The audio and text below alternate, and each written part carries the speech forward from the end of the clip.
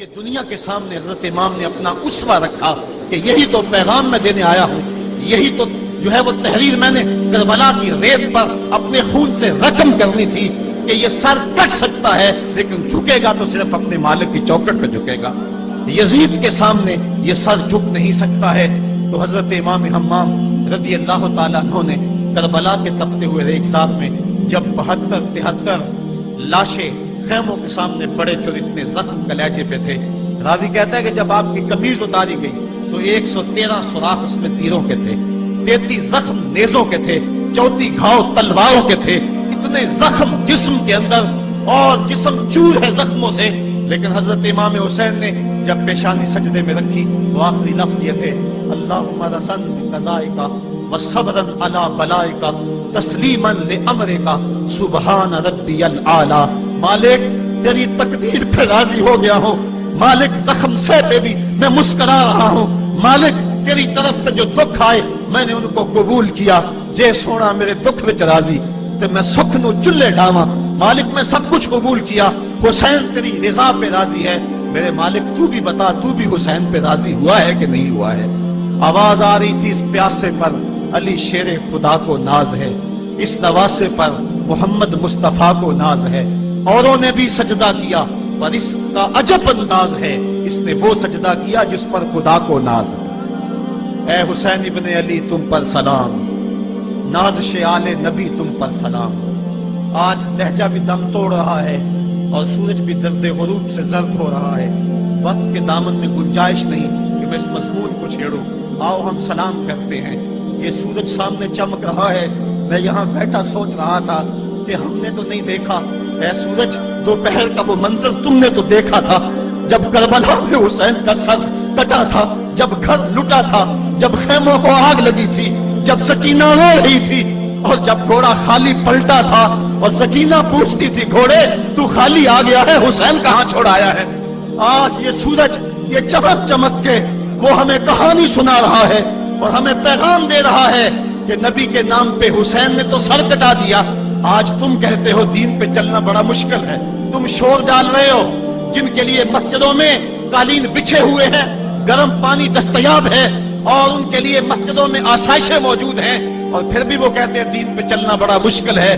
ذرا دیکھو حسین ابن علی کو سجدے میں سر رکھ کے، پیشانی رب کے حضور رکھ کے حسین ابن علی کہہ رہے ہیں مالک میں سر کٹا کے بھی تیرے حضور حاضر ہوں اور تجھ پہ راضی ہوں، تو بھی بتا کہ تو بھی حسین پہ راضی ہے یا نہیں ہے۔ اے حسین ابن علی تم پر سلام، نازش آل نبی تم پر سلام، تم پہ لاکھوں رحمتیں لاکھوں سلام۔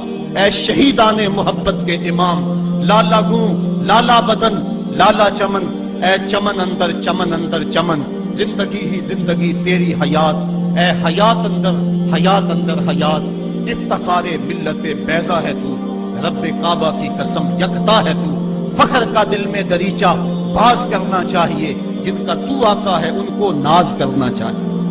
آج ہم ناز کرتے ہیں حسین ابن علی پہ، ہم آ حسین والے نہیں ہیں، ہم واہ حسین والے ہیں۔ واہ حسین تیری عظمت کو سلام، اتنے زخم کلیجے پہ ہو تو کھڑا نہیں ہوا جاتا، لیکن جبر کے خلاف کتنی قوت سے کھڑا ہے۔ حسین ابن علی نے اپنا نمونہ لوگوں کے سامنے رکھنا تھا۔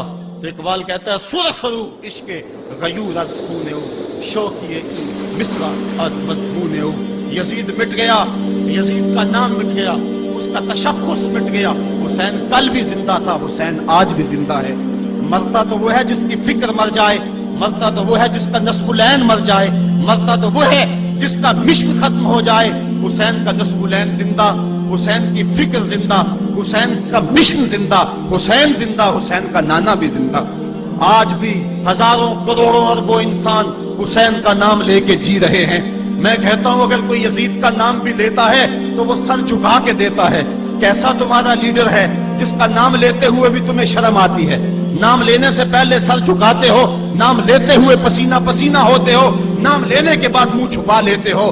تمہیں اپنے قائد اور اپنے لیڈر کا نام لیتے بھی شرم آتی ہے، اور جب ہمارے لبوں پہ نام حسین آتا ہے ہمارا قد اونچا ہو جاتا ہے، ہمارا سر فخر سے بلند ہو جاتا ہے۔ فخر کا دل میں دریچہ باز کرنا چاہیے، جن کا تو آقا ہے ان کو ناز کرنا چاہیے۔ تو حسین ابن علی نے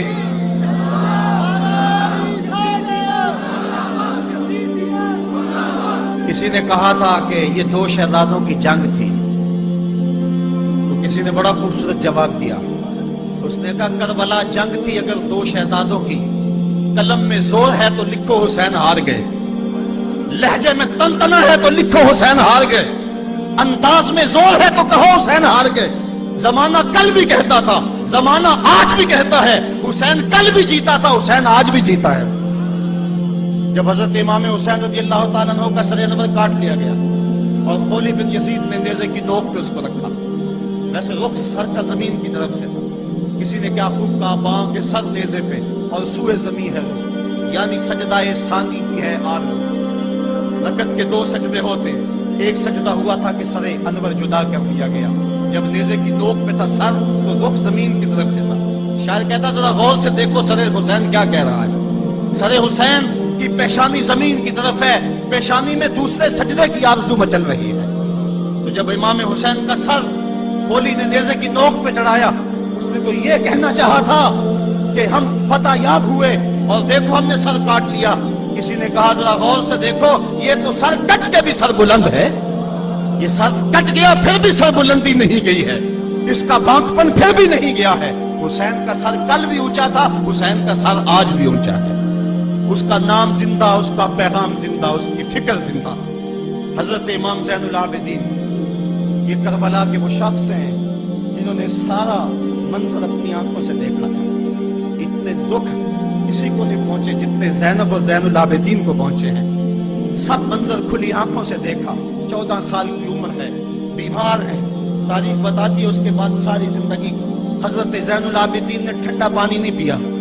جب پانی پینے لگتے تڑپنے لگتے، کہتے مجھے سکینہ کی پیاس یاد آتی ہے، مجھے علی اصغر کا تڑپنا یاد آتا ہے. ساری زندگی پھر ٹھنڈا پانی نہیں پیا. حضرت امام زین العابدین نے یہ سارا منظر کھلی آنکھوں کے ساتھ دیکھا تھا. اور پھر آپ نے دمشق کے بازاروں میں بھی اور کوفے کی گلیوں کے اندر بھی سروں کا یہ قافلہ اپنی قیادت کے اندر جو ہے وہ گزارا تھا. جب یزید کے دربار کے اندر حضرت امام زین العابدین پہنچے تو یزید نے پہلے تو جو ہے وہ دکھ کا اظہار کیا.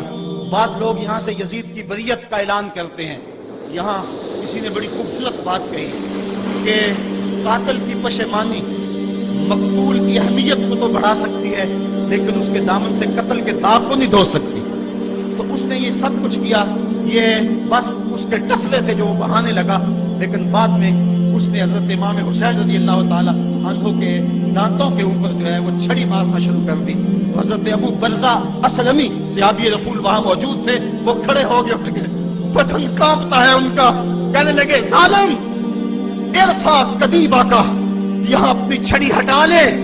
میں نے اپنی ان آنکھوں سے دیکھا ہے کہ کان رسول اللہ صلی اللہ علیہ وسلم یلزمہ، حضور نے ان ہونٹوں کو خود چوما ہے. تو یہ کہہ کہ آپ دربار سے نکل گئے اور روتے تھے اور آپ کے بدن پہ کپڑی بھی تاری تھی. بعد میں یزید نے کہا حضرت غلطی ہو گئی اور یہ میں نہیں چاہتا تھا، بتائیں آپ کی کوئی شرط ہو. تو آپ نے فرمایا میری 4 باتیں مان لو. ان 4 باتوں میں ایک بات یہ تھی کہ سر حسین اور سر شہیداں ہمارے سپرد کر دو تاکہ ہم کربلا جا کے ان کی تدفین کر سکیں. دوسری یہ تھا کہ ہمیں مدینہ حفاظت سے پہنچا دو. تیسری شرط یہ تھی مجھے جو ہے وہ جمعے کا خطبہ دینے کی اجازت دو آج دمشق جامع مسجد کے اندر. چوتھی بات آپ نے یہ فرمائی کہ قاتلان حسین جو ہے وہ میرے سپرد کرو. اس نے کہا کون ہے قاتل حسین کا؟ لوگوں نے کہا خولی ہے. خولی نے کہا میں نے قتل نہیں کیا، یہ سنان بن انس لخی نے کیا ہے. سنان بن انس لخی کو کہا ہاں تو بتا. کہنے لگا میں قتل کیوں کرنا تھا، یہ تو شمر ذل جوشن نے کیا ہے. شمر ذل جوشن کو کہا تو بتا. کہنے لگا میں نے قتل نہیں کیا، میرا کون سا حسین نے کچھ بگاڑا تھا، قتل اس نے کیا ہے جس کی حکومت کو خطرہ تھا. تو یہ ہے وہ ہے قاتل حسین کا. اب یزید کہنے لگا تمہاری یہ شرط تو میں پوری نہیں کر سکتا، یہ بات تو پوری نہیں کر سکتا، اب خطبہ دے لو. اب حضرت امام زین العابدین خطبہ دینے کے لیے کھڑے ہوئے. خطابت تو اس گھر کی لونڈی ہے، جب یہ بولتے ہیں تو حکمت کے موتی دولتے ہیں. جو ہی امام زین العابدین کھڑے ہوئے، 14 سال عمر ہے اور دمشق کی جامع مسجد ہے. یزید بھی بیٹھا تھا، یاد سلطنت بھی تھے، عوام کا بھی ہجوم تھا. جب آپ نے خطبہ شروع کیا لوگ زاروں کے تاز ہونے لگے اور آپ نے اہل بیت کے مناقب جب لوگوں کے سامنے رکھے تو یزید گھبرا گیا کہ کہیں لوگ میرے گریبان تک نہ پہنچے. اس نے مؤذن کو اشارہ کیا جلدی جلدی اذان پڑھو. تو جب اس نے کہا اللہ اکبر اللہ اکبر تو حضرت شہزادہ زین العابدین نے کہا کہ اس کے اندر کوئی شک نہیں کہ اللہ سب سے بڑا ہے.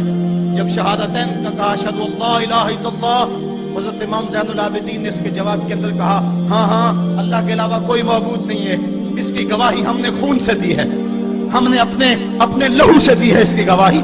اور پھر اس کے بعد جب اشہد ان محمد رسول اللہ پہ لفظ آئے تو حضرت امام زین العابدین نے کہا یزید دیکھ اب اذان کے اندر تیرے نانے کا نام ہے یا میرے نانے کا نام ہے؟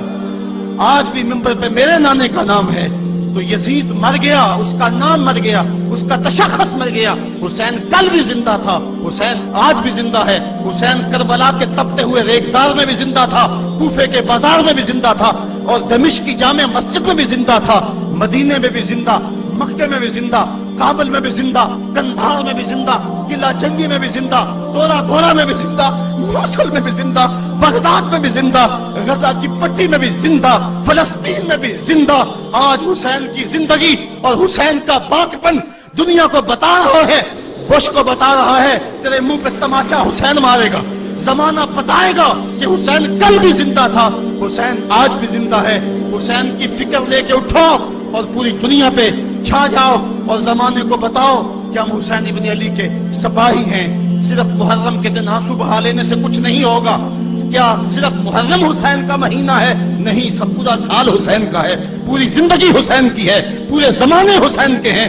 یہ صرف عاشور کا دن یا عاشور کی شب ہی حسین کی نہیں, سارے زمانے حسین کے ہیں. کل بھی حسین کا تھا, آج بھی حسین کا ہے, کل بھی حسین کا ہوگا. آؤ اٹھیں, قرآن کو لے کر کے حسین ابن علی نیزے کی نوک پر بھی چڑھ کے قرآن سنایا, اور آج ہم اسی قرآن کی دعوت کو لے کر کے اٹھیں اور حسین ابن علی کے پیغام کو گھر